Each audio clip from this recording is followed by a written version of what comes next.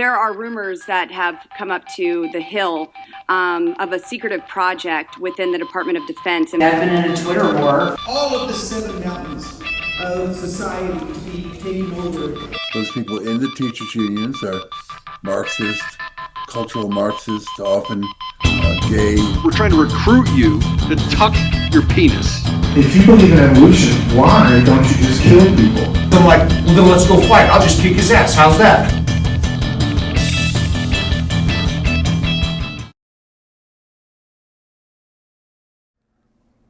Welcome back to the Fever Swamp Review, a podcast from the Colorado Times-Recorder.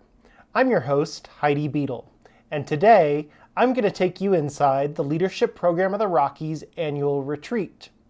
For those of you who aren't aware, the Leadership Program of the Rockies is this annual libertarian training program. They say that they're nonpartisan and stick to free market values, capitalism and freedom and liberty and all of these wonderful things. But if you follow their graduates, which they list on their website, you'll notice that many of them are Republican elected officials at the legislature or in school boards or various other levels of government and political adjacent consulting firms and think tanks. A number of their graduates show up in the media, right? In AM kind of talk radio sphere and podcasts and various other endeavors. And, you know, they're just, they are an organization that has had an impact on Colorado's political landscape. And every year they host a retreat for their alumni and graduates and anyone else who's interested in attending. You should know, though, it's a little bit pricey. If you want to get the full experience, it's going to run you, $1,500 or so. Me being the poor, beleaguered journalist that I am, we just purchased the session package, right? So we just get to see all the speakers, but we didn't get any of the exclusive stuff with former House Speaker Newt Gingrich and others. We missed the luncheons and the dinners and that sort of thing, but we still got to see all the regular speakers that they host and their presentations and that sort of thing. So, and that was only $325, which reminds me to remind you that the reporting here at the Colorado Times-Recorder and the Fever Swamp Review is made possible by the generous donations of viewers and readers like you. If you appreciate our reporting, go to coloradotimesrecorder.com and consider making a donation or sign up for our newsletter or follow us on social media. And while you're watching, make sure you like, subscribe, and leave a silly comment for the algorithm. It'll help us in growing the channel. So first thing we're going to do before we get into the session itself, I'm going to demonstrate this wonderful, swanky swag bag that you get at the retreat. And I love a tote bag, right? Thank you, Governor Polis, for taking away plastic bags at grocery stores. That's everyone's favorite thing. So I collect these little tote bags, and I have all kinds of interesting tote bags from various conferences and symposiums. And I'm sure all the people at the grocery store think I'm a lunatic because it's like MUFON and Leadership Program of the Rockies and Leadership Institute and all of this wild stuff. But I have a nice collection of tote bags. So within the tote bag, we get a bunch of fun accessories. So let's take a look, huh? So the first thing in the tote bag is the program guide for the retreat. And the theme is Our Founding is Our Future. And we are going to take a look inside. All right, let's take a look at Our Founding is Our Future. It's got the program contents, nicely designed table of contents. We love a table of contents. We get the welcome speech the welcome introduction letter from Bob Schaefer, LPR chairman, and Sherry Williams. America's prosperous future is rooted in its principled founding. The founders had it right when it comes to the structure of government and patriotic aspirations towards a more perfect union. To these ends, we who propose to recover their intentions and follow in their footsteps are more effectual than the outcome of any particular election. Sure, we are animated to see what the elections of 2024 mean for the mainstream of the maintenance of our union. Will we return to a more principled time of industry captains and public representatives adhering to the dreams and designs of our founding fathers? Or do the statist impulses of progressive bureaucratic overreach only serve to force and coerce more Americans through new directives, inventive taxation, and undue regulation? Can capitalism and free markets thrive under a new government regime? Or will sustained and or additional spending add to the $36 trillion national debt? I think you guys get the picture, right? We've got the whole schedule, important times at the 2025 retreat. We've got their 3 core principles, which are, of course, individual rights, proper role of government, and active, engaged citizens. It discusses LPR status as a 501c3 nonprofit, how LPR graduates emerge not just as better leaders, but as skilled influencers, motivated and well-equipped to take action and self-deploy on individual initiatives to make a freedom-based difference in their unique spheres of influence. And then we get to meet the LPR team. And this is kind of interesting. So we're going to take a look. I'm sorry about my janky overhead setup here. But let's take a look at the LPR Advisory Council. Let's see if there are any names in this list that we recognize. So going down here, I know you probably can't see, but okay, so we got Laura Carno, who, took part in the panel discussions, but she's an author, former LPR graduate. And then, Brenda Dickhoner, that's her name. She is she does a bunch of stuff with like Ready, Colorado, and that whole nexus of kind of education related think tanks.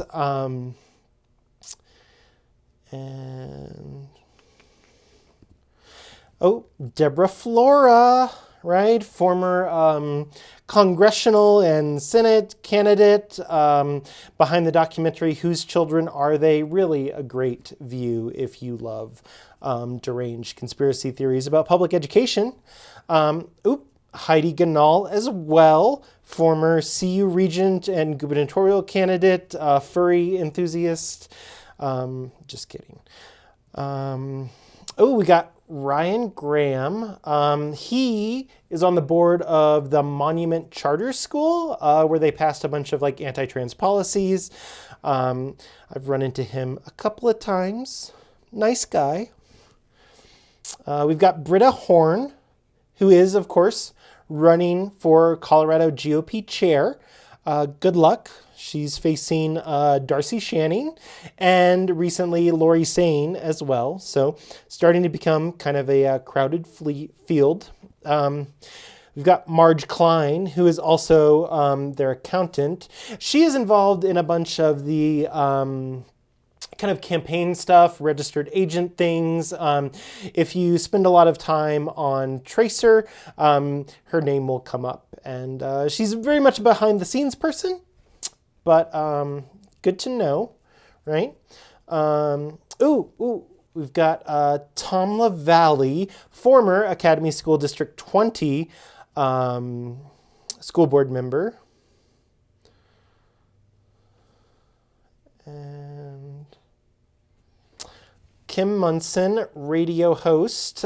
She recently ran a campaign to get a bunch of like election denying legal people, like serial lawsuit filer Peter Berniger, to come file a bunch of lawsuits here in Colorado. So that's cool.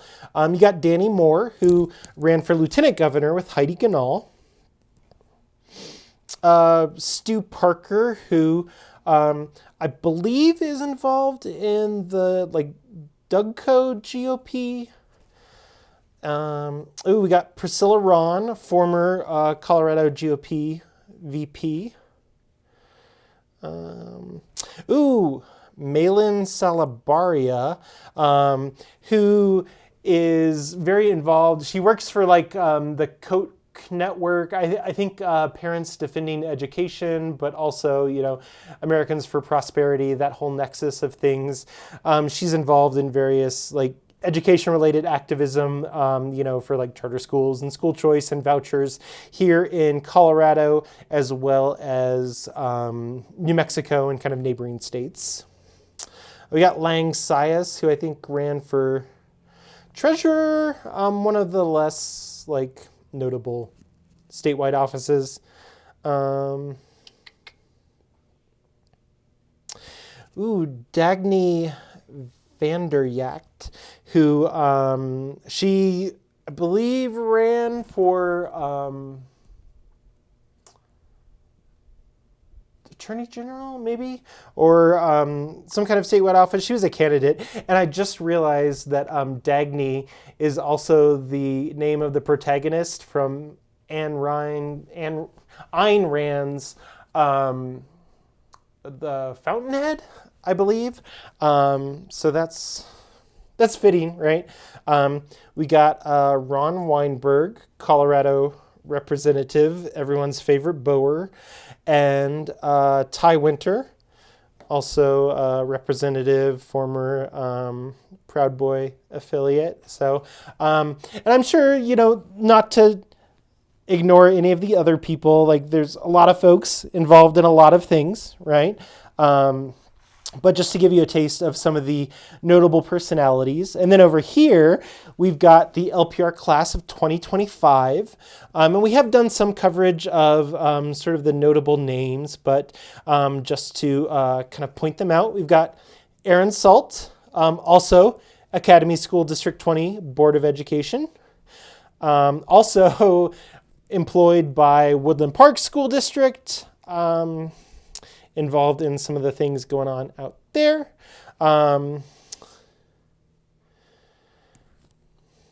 Michael Socht, who works for Advanced Colorado, but was notable for the contract that he got from School District 11 last year during the school board elections.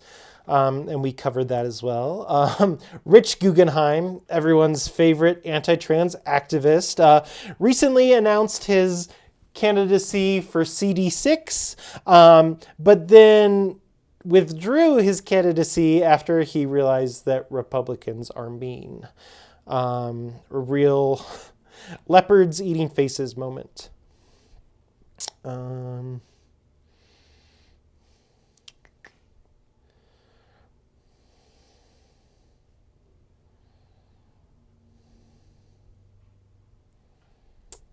So yeah, and plenty of other people, I'm sure, who will come to be noticeable and make an impact on the local political sphere, because that's kind of what they do.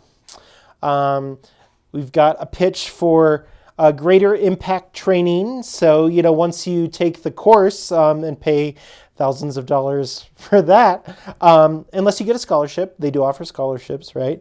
But you can take additional courses, looking at all of these things.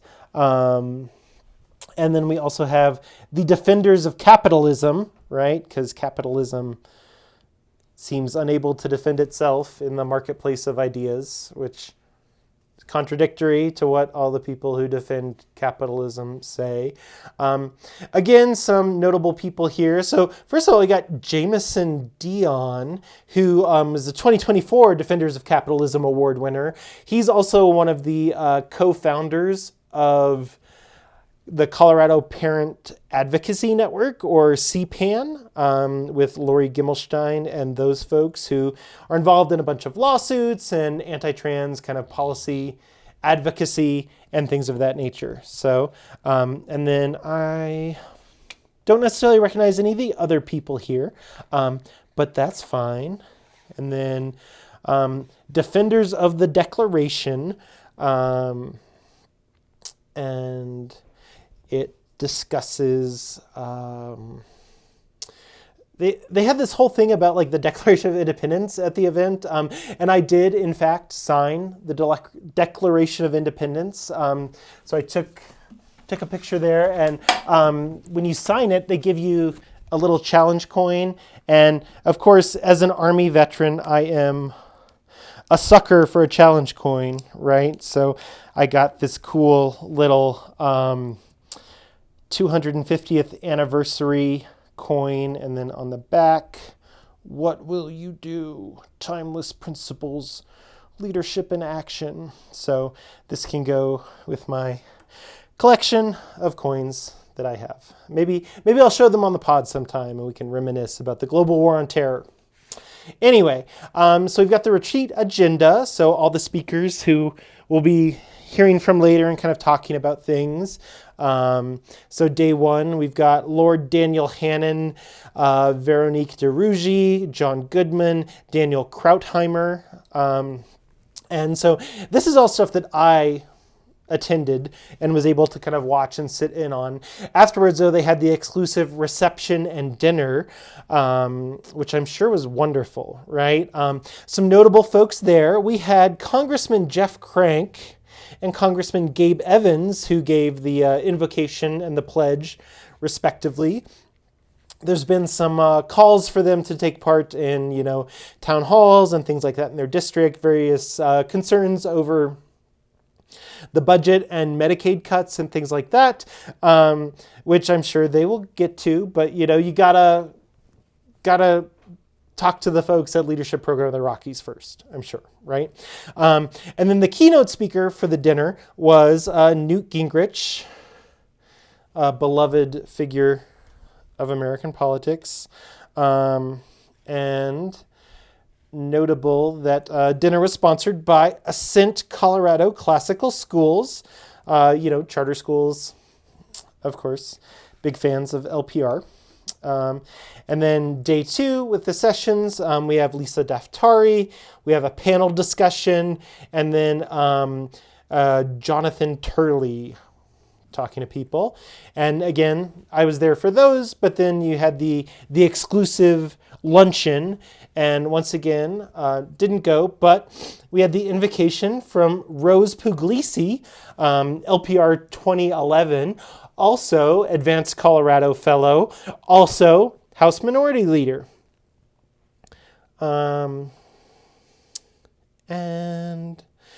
then we had the keynote speaker for the luncheon from Buck Sexton, and that was the agenda. We get all the kind of bios of everybody, talking about the Leaders in Action Award. Some notable Leaders in Action. Oh, we got Paul Lundeen, Colorado Senator, Republican, obviously. Michael Fields, our guy at Advanced Colorado. Luke Ragland, our guy at Ready Colorado and the Daniels Foundation. Oh, Krista Kafer, Denver Post columnist. Ross Kaminsky, radio personality. Kim Monson, also a radio personality. And Laura Carno, who we already talked about.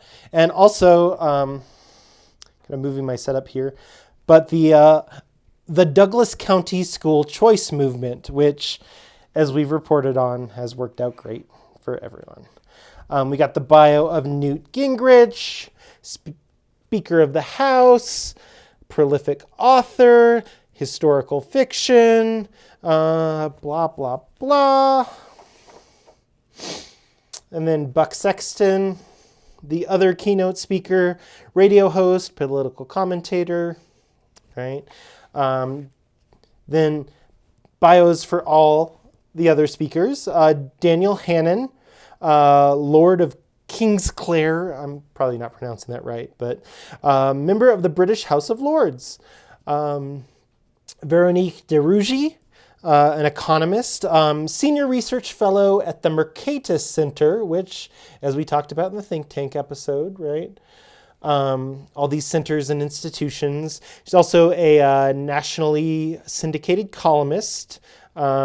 We've got John C. Goodman, Senior Fellow at the Independence Institute, right? Statewide think tank.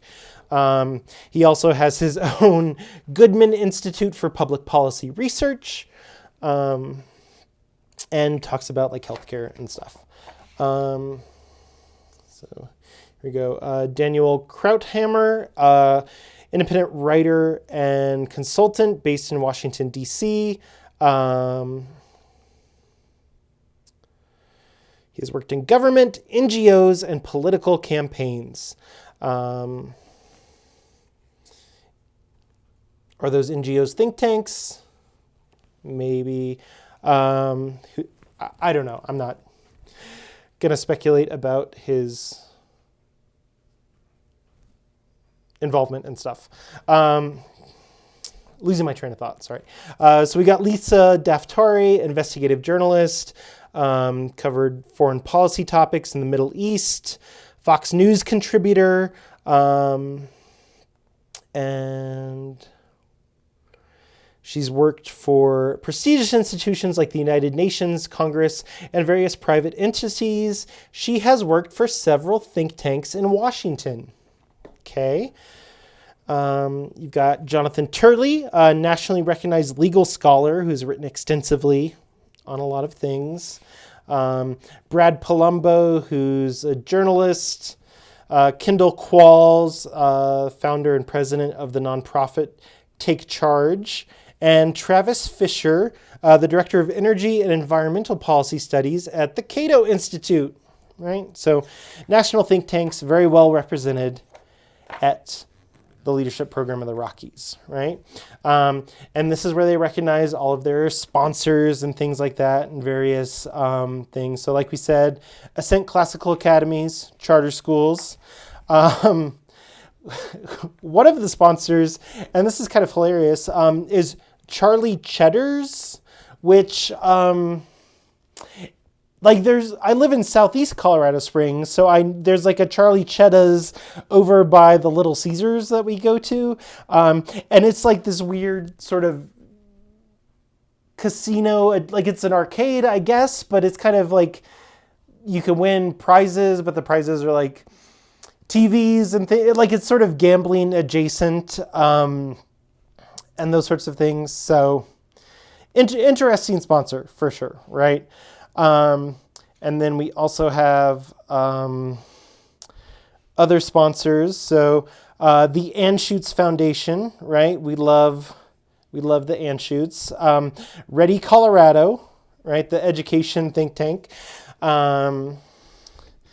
We've got some of these folks we already mentioned, but right, Rocky Mountain Voice, Heidi Ganahl's news outlet.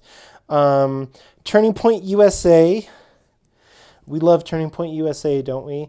Also, the Christian Home Educators of Colorado, who we have covered at the Times Recorder.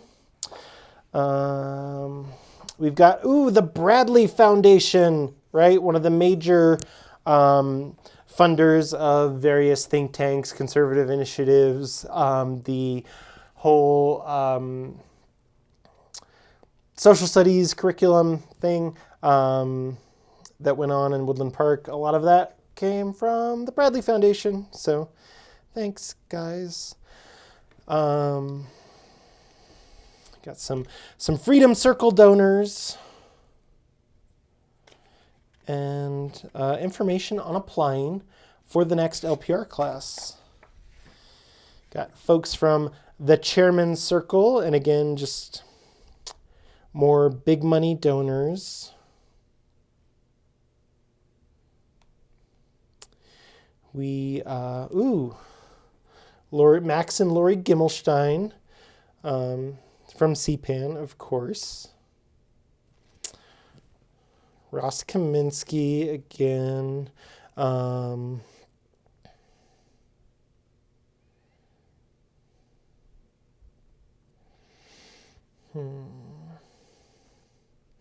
Peter Yu, who, I hope I'm not getting him confused, but I think he ran for Congress a little bit ago. Malin Salabaria again.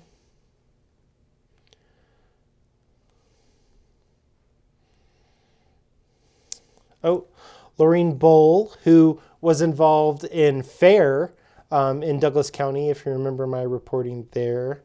Laura Carno again. And of course the Floras. Right. And then we have the President's Club, which is like another level of donor.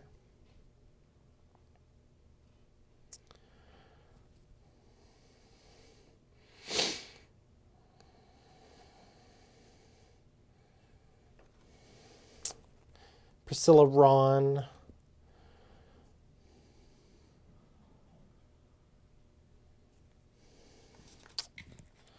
And yeah. And again, LPR's board of directors and leadership. Danny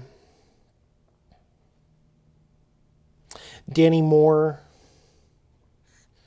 on the board of directors there. We've got Bob Schaefer and Sherry Williams. And then just individual bios from everybody else. Danny Moore, of course, has the largest bio. Looks like he just put his resume in there. And then pitch for funds, right? Donate generously. Isn't that cool?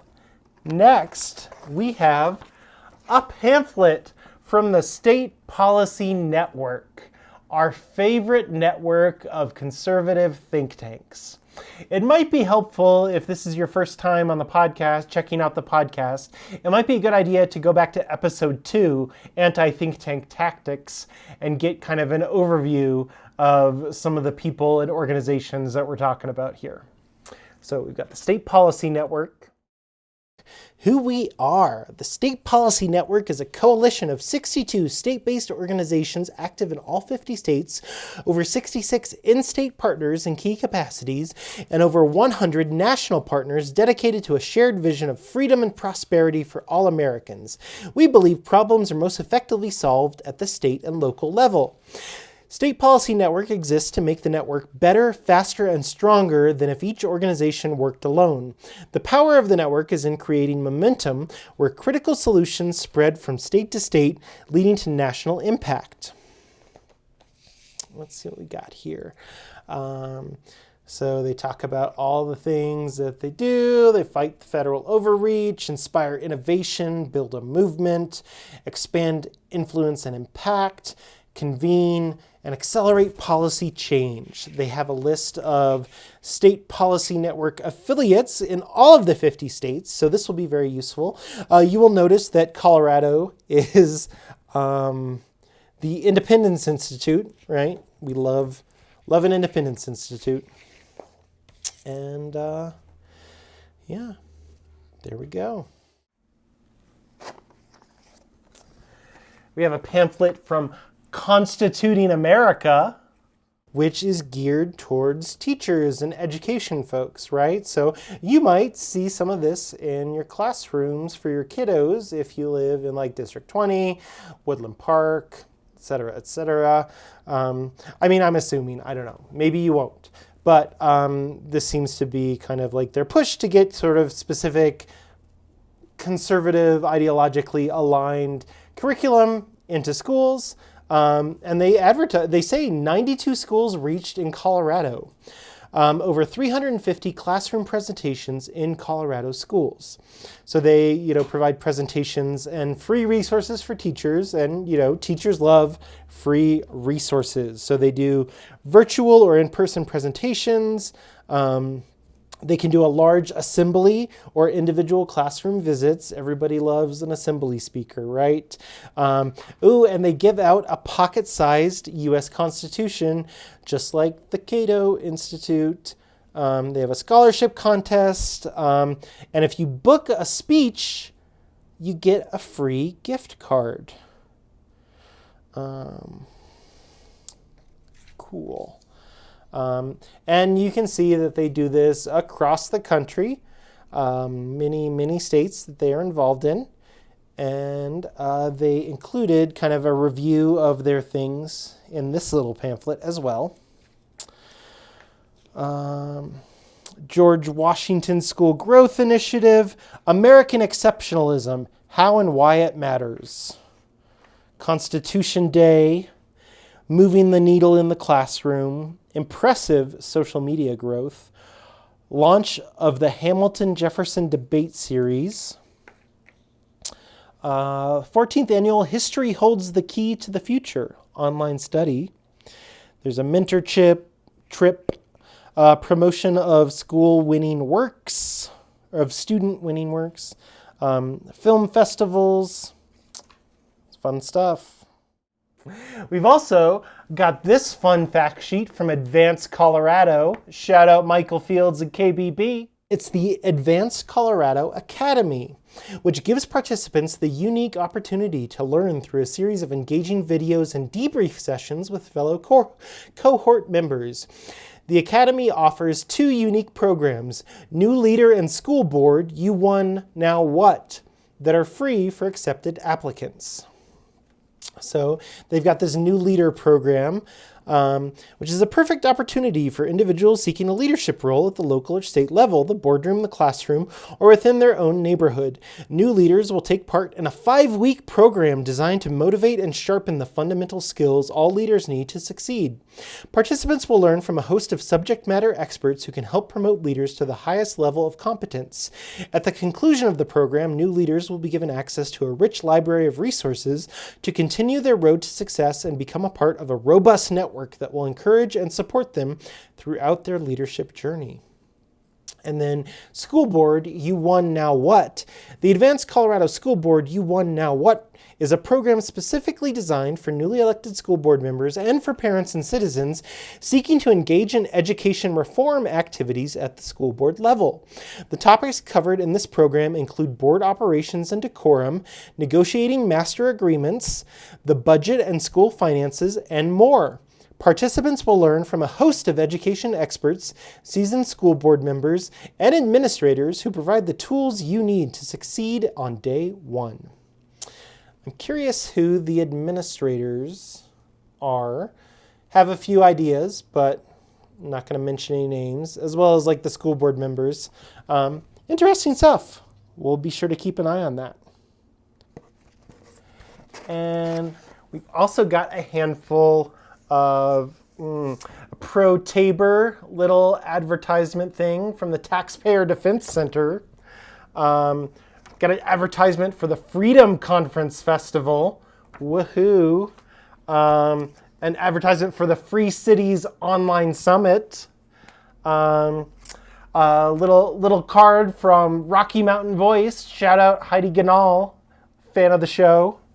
And a little thing from Altius Financial Services. So I will say, if you're interested in investing and you want to make money, like who better than unscrupulous capitalists who, believe in, altruistic, like the benefits of greed and so on, right? So that is our fun little swag bag. I also picked up a handful of other fun items from some of the display tables. The tables, mostly from Turning Point USA. You gotta love Turning Point USA. And I got a sticker and a button, spilling the tea since 1773. I love it when, ostensibly anti-LGBT conservative organizations appropriate LGBT slang for, their propaganda. And then I got this cool sticker from the Defenders of Capitalism. And I just thought, the kind of like Arnold pose dude was sort of cool. I don't know. I guess it's supposed to be like a dollar sign, like money. Pretty neat. So that was all the free stuff that they give you. Now let's take a look inside the conference itself. I captured some exclusive CTR footage. So let's have a look.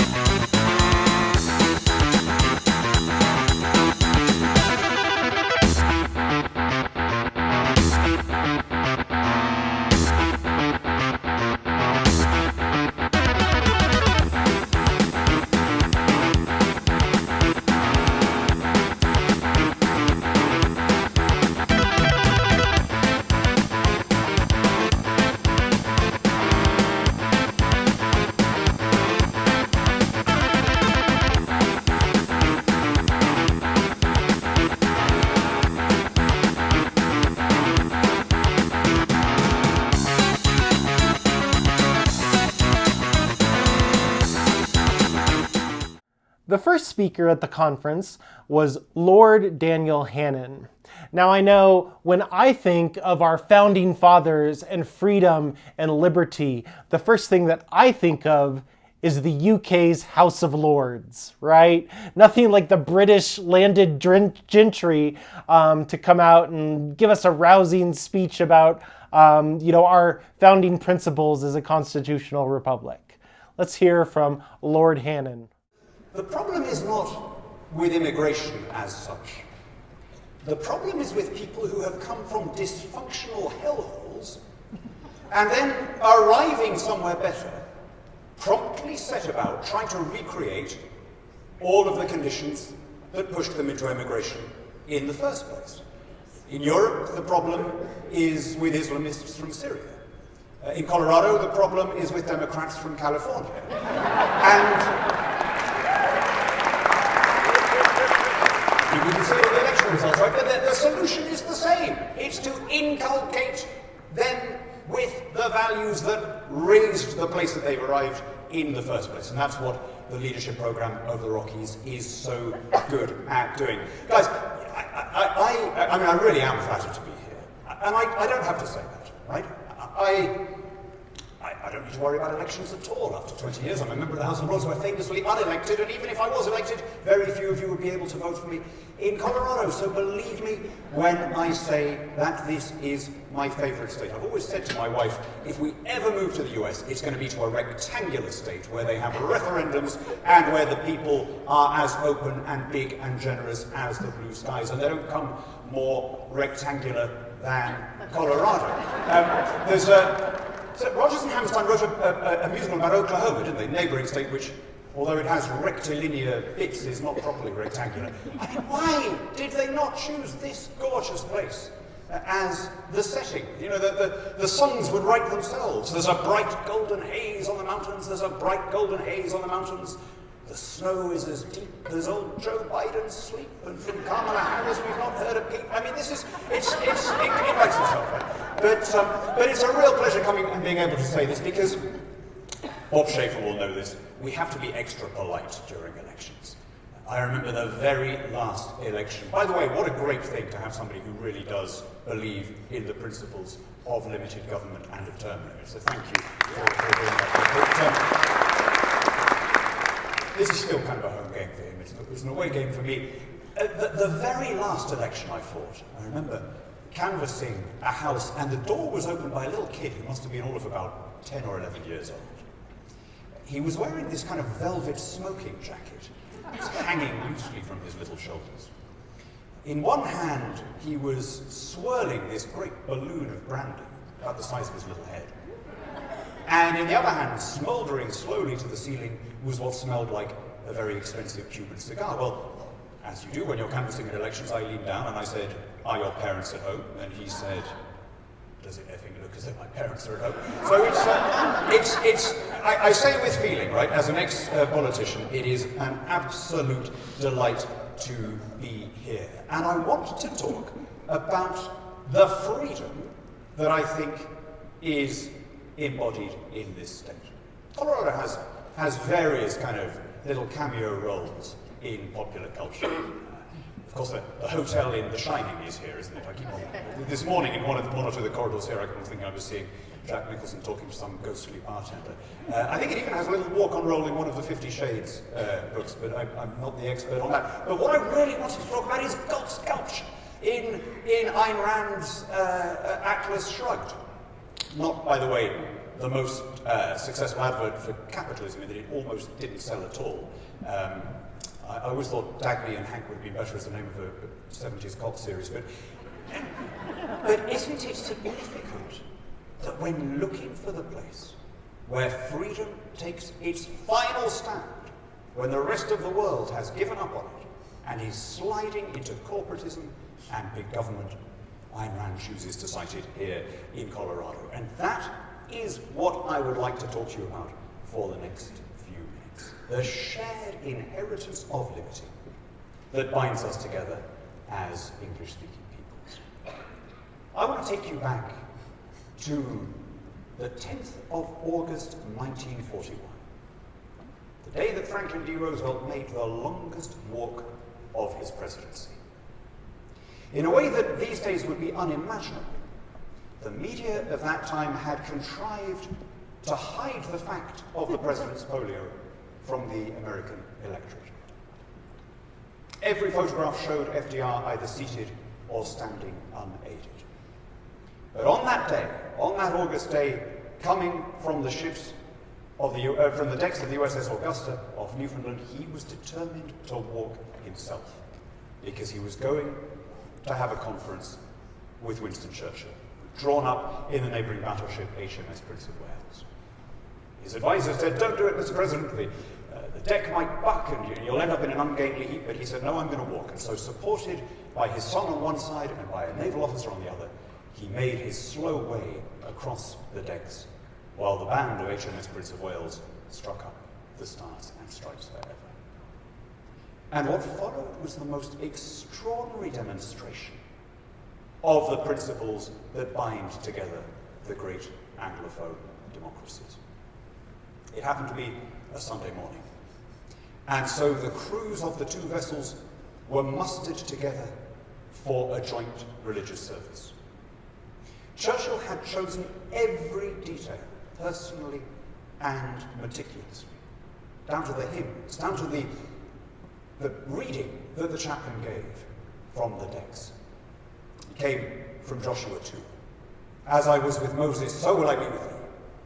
I will not fail thee, nor forsake thee. Be strong and of good courage."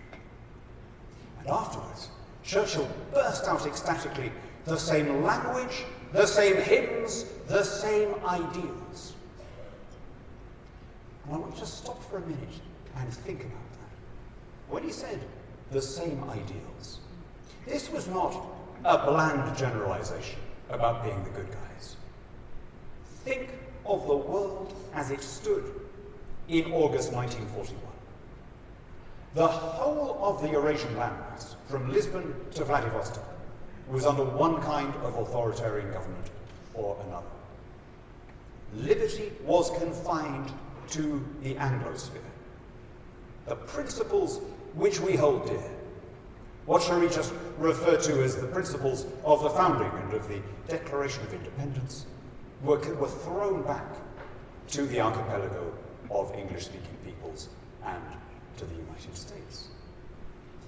We sometimes talk about these values as Western values. Sometimes we even call them universal values.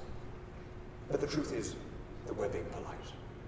The things that elevated our civilization, raising the individual above the collective, raising the law above the rulers, making the rules sovereign so that the people in charge don't get to make things up as they go along.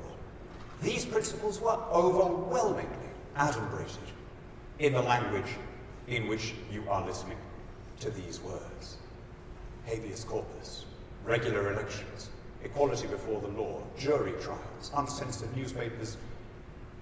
If they became universal, let's be honest, it was because of a series of military endeavors by the English-speaking peoples in arms. Imagine that the Second World War had ended differently. Or imagine that the Cold War had ended differently.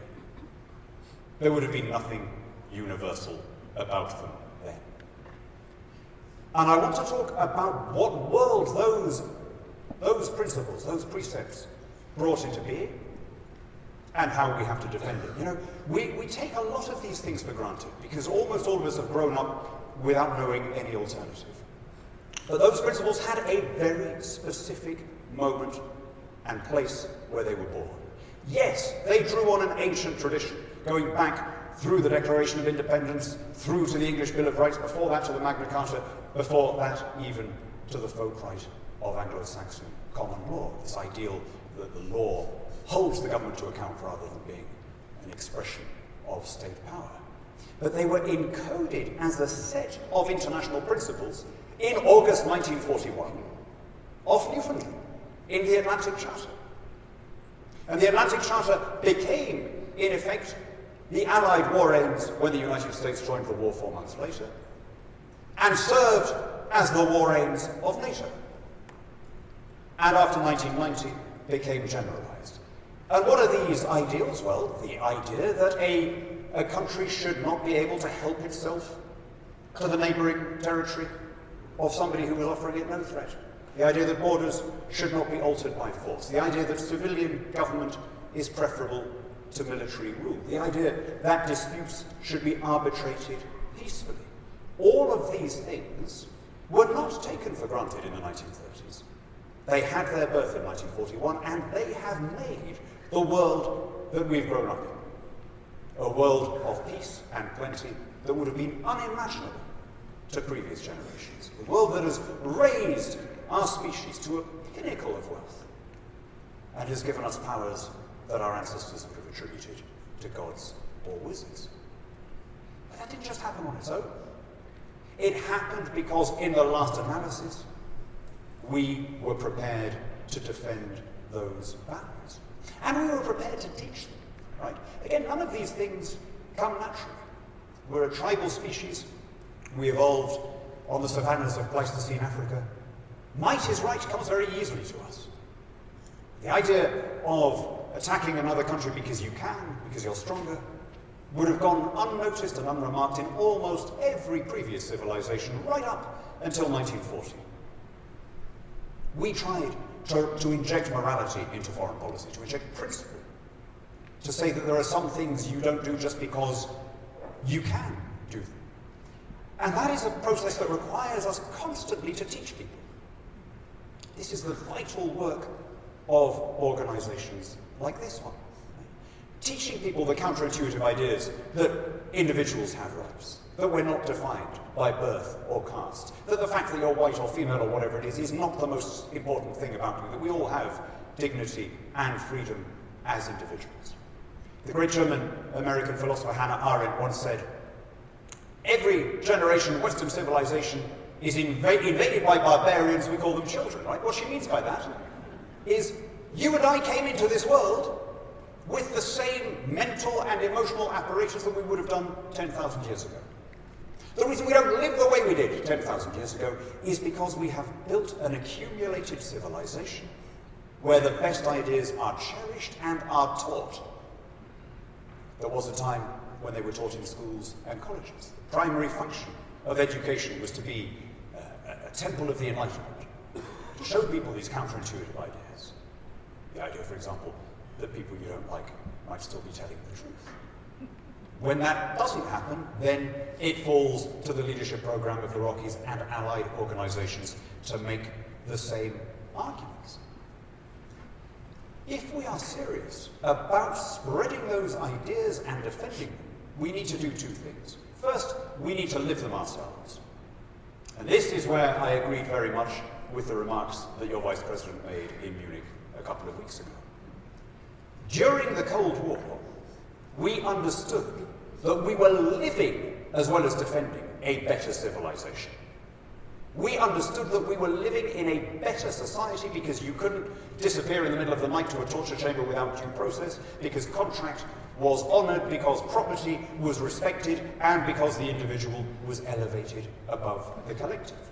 Free speech, free association, free contract, these things ennobled Western civilization and distinguished it from its rivals.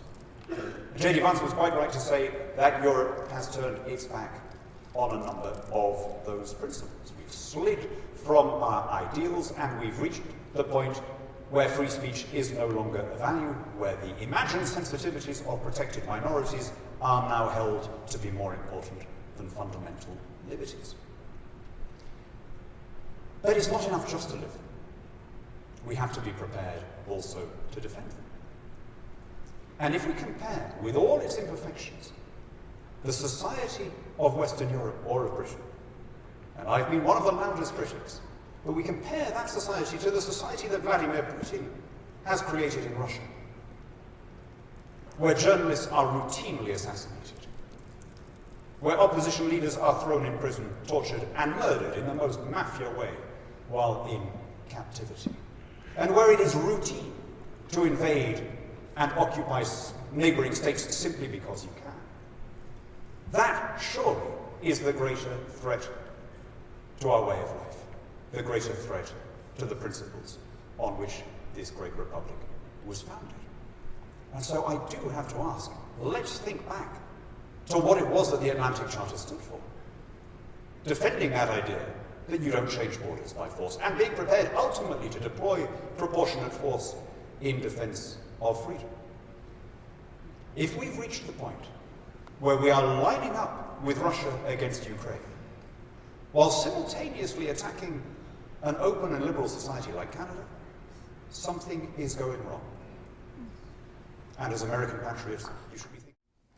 The next speaker was Véronique de Rougy, an economist who had some interesting things to say, like Lord Hannon, about some Trump policies and tax policies and things like that, right? One of the things that I found kind of interesting in the story that I did on it, right? You're listening to these people and you realize that like they're critiquing President Trump, which is surprising for an event that is ostensibly aimed at conservatives and Republicans. And we've sort of seen this play out here in Colorado within the state GOP and various county parties across the state, right? There's this divide between sort of moderate, traditional, and I don't even want to use the word moderate, but I mean kind of what we like Bush Reagan sort of like neocon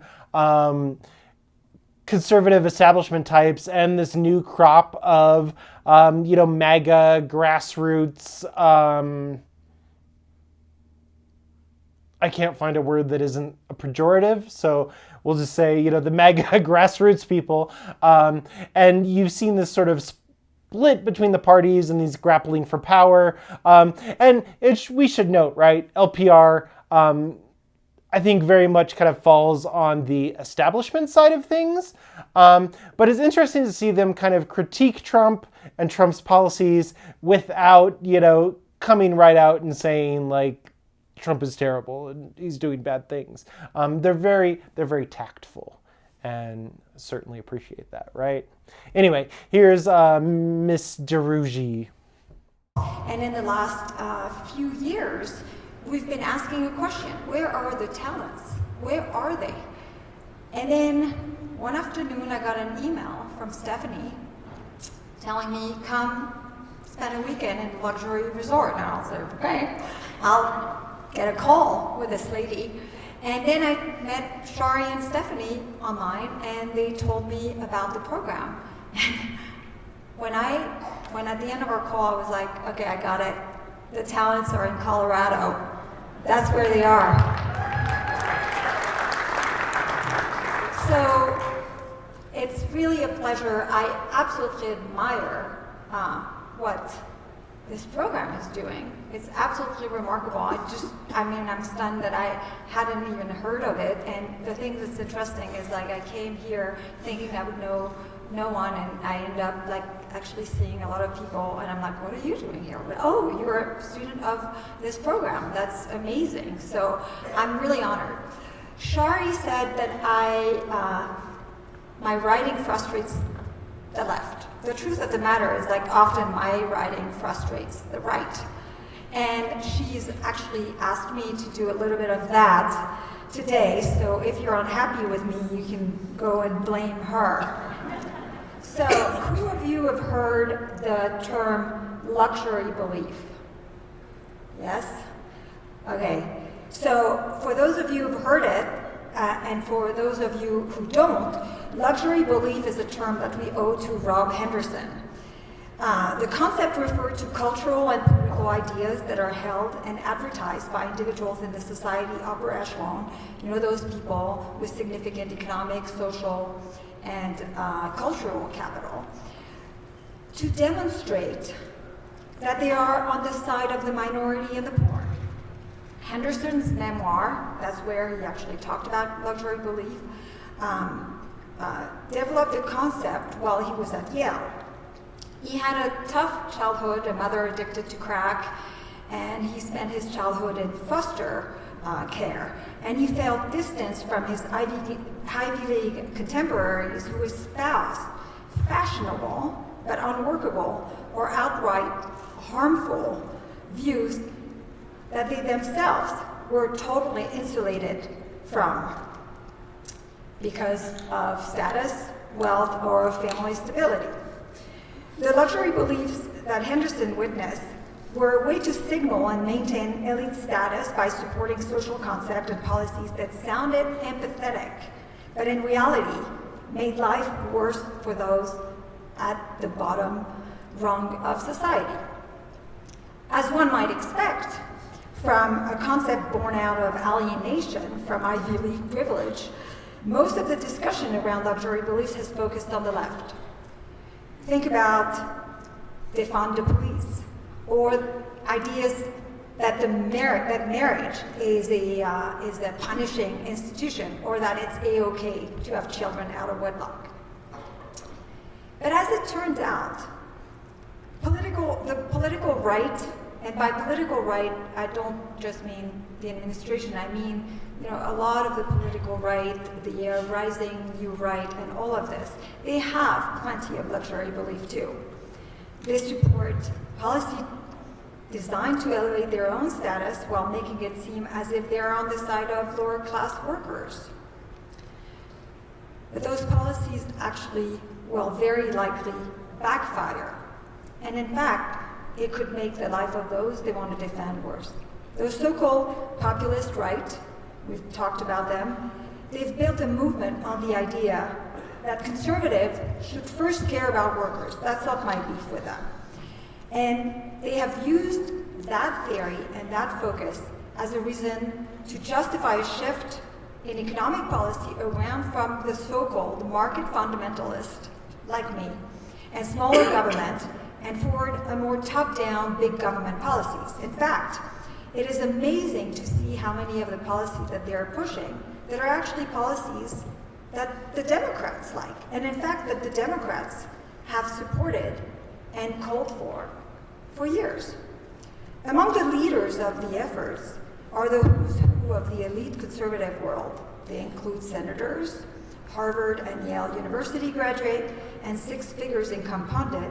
It even includes sometimes the President of the United States, his VP, and a few of his cabinet members. Unfortunately for lower-income workers, their situation will worsen by these measures, as such intervention inevitably do. So for instance, Lord Hannon has already talked a little bit about this, but the new right full-throated embrace of protectionism and industrial policy are some of these luxury beliefs. This romance with protectionism didn't start recently. It started in the 90s with Pat Buchanan.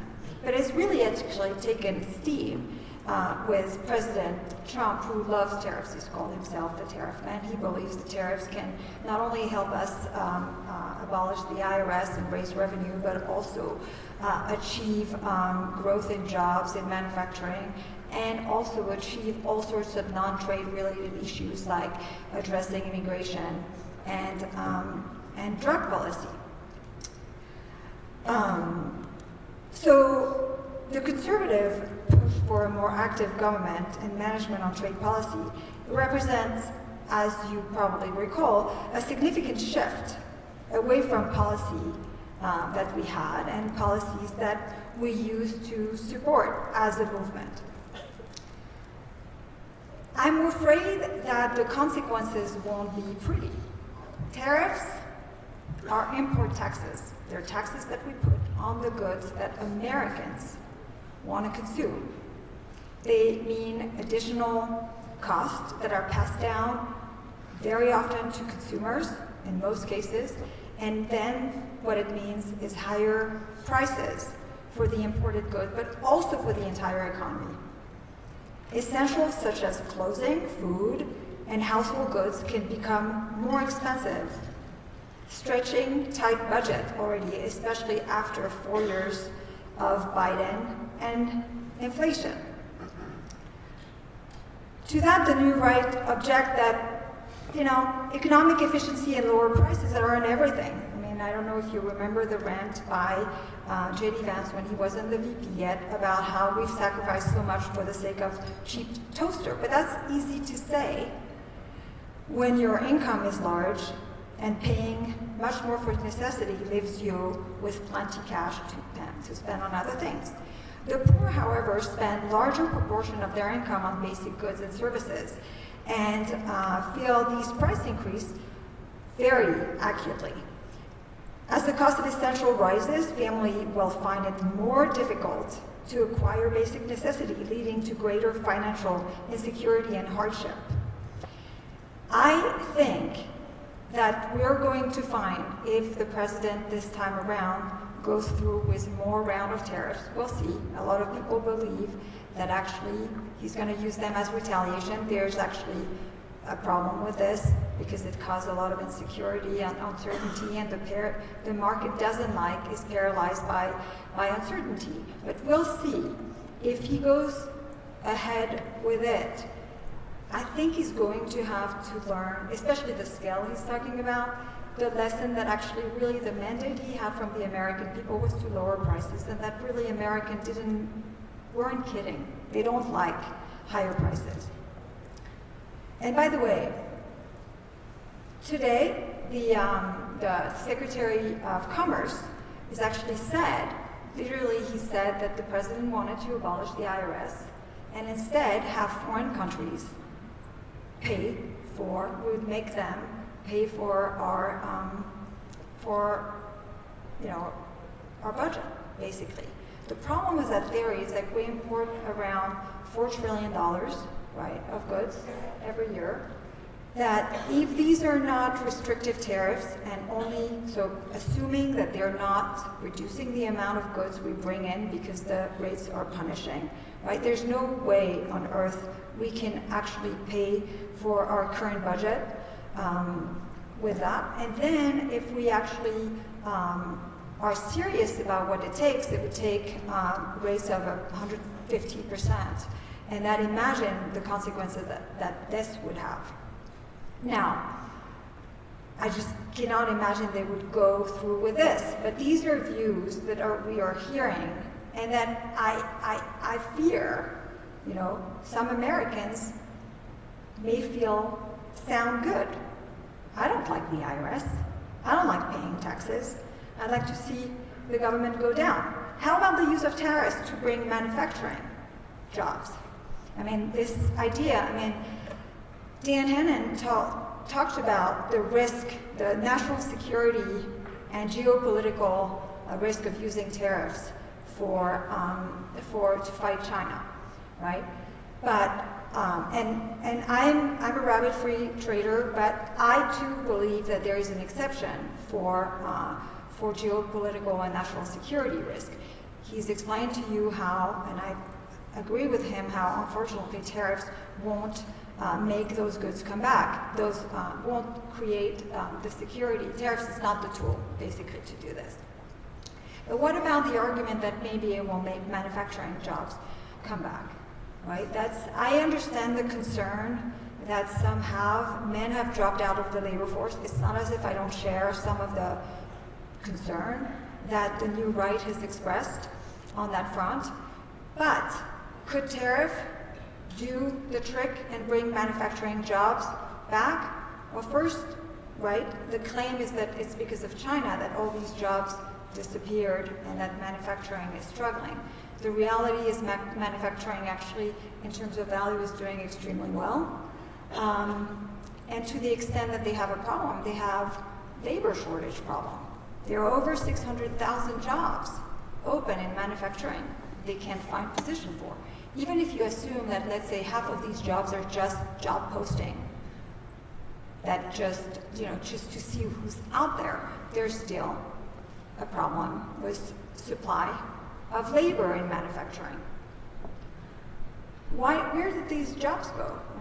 These jobs went away, 2/3 of them. This has been, established in the literature over and over again because of innovation, labor-saving techniques implemented in manufacturing, which explains why our manufacturing is so productive, and also why jobs in manufacturing are actually quite high.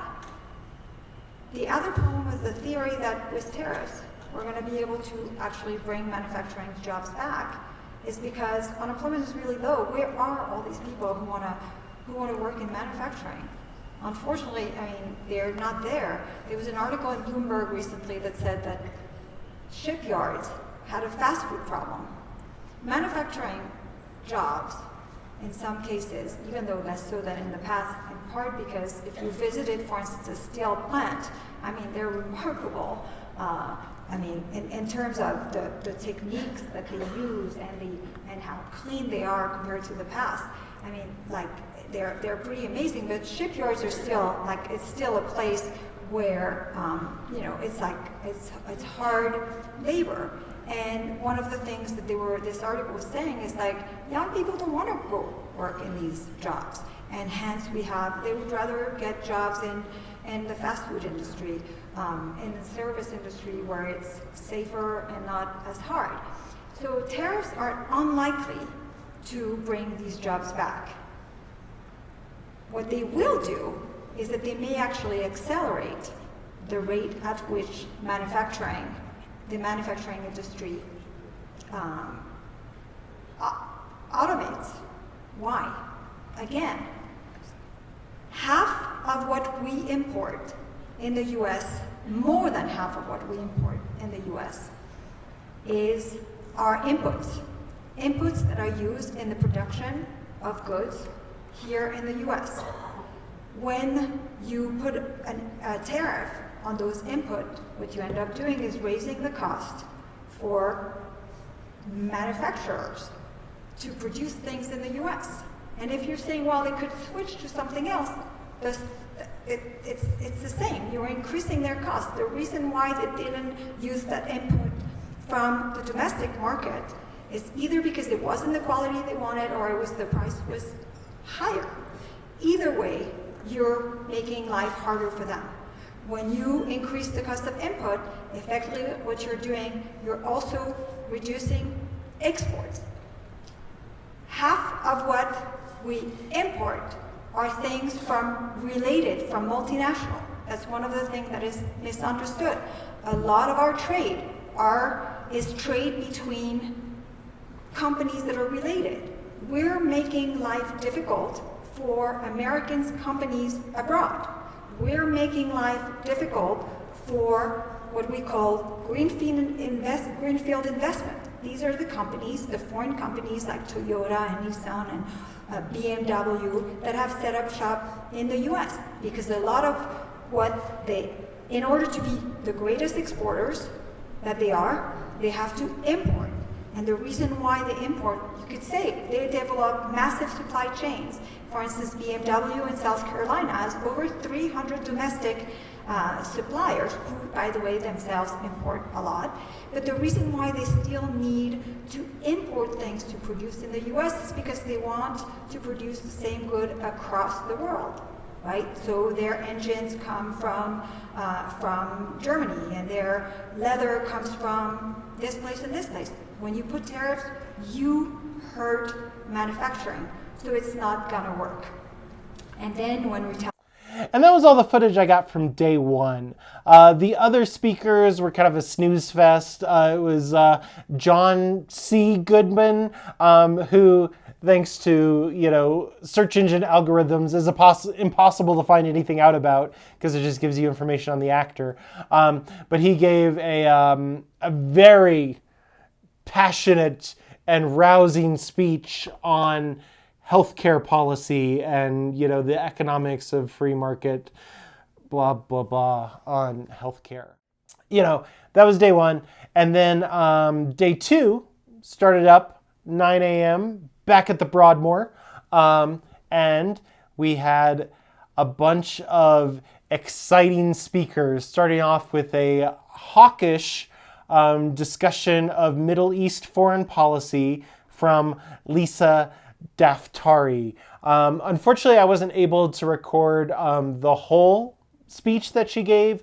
You'll kind of see that LPR informed me I wasn't allowed to record, so I stopped. But I mean, I figured I already had the footage that I had, so it would be a shame not to use it.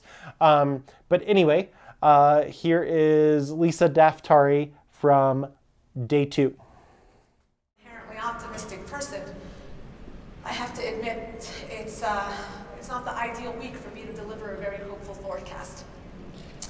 It's hard to look at the pictures of the two Israeli red-headed young children, Kafir and Ariel Bibas, 9 months old and 4 years old, who we found out this week were not only barbarically kidnapped and tortured by Hamas, we now have confirmation that Hamas terrorists killed the children, mere babies, with their bare hands. Bare hands. They're murdered alongside their mother, Shiri, and taken forcibly from their home on October 7th, along with 250 other hostages, among them the elderly, Holocaust survivors, women and children and babies. It's hard to talk about the future of the Middle East when an ideology so ugly and so hateful, so barbaric, justifies the murder of innocent civilians, the raping of young women, the bombing of hotels and pizza shops and bars, restaurants, all in the name of resistance. This week marked 500 days since the October 7th attacks of 2023, when terror group Hamas invaded Israel and slaughtered above 1,200 people in the most cruel and unusual ways. And what's transpired in the Middle East with reverberations all around the world has made things even more challenging for a future in that region. As you all know, this isn't your typical back and forth kind of war where one side attacks and the other retaliates, and after a few demonstrations of force, everyone sits down to a treaty and the rest just becomes another chapter of a history book.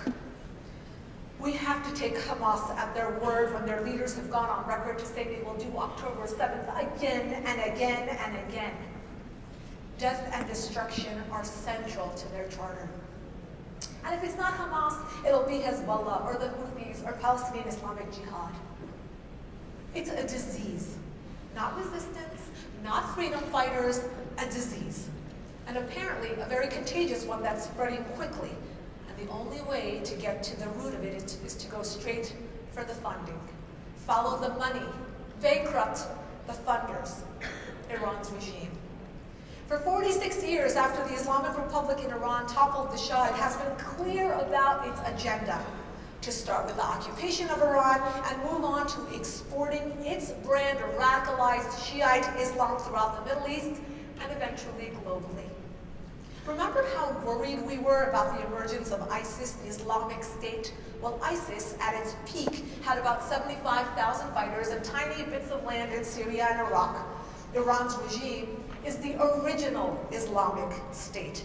They have a vast Middle Eastern country. They have an army, a cyber army, robust deals with China and Russia. They export oil, they export weapons, and most terrifyingly, they export a deadly ideology.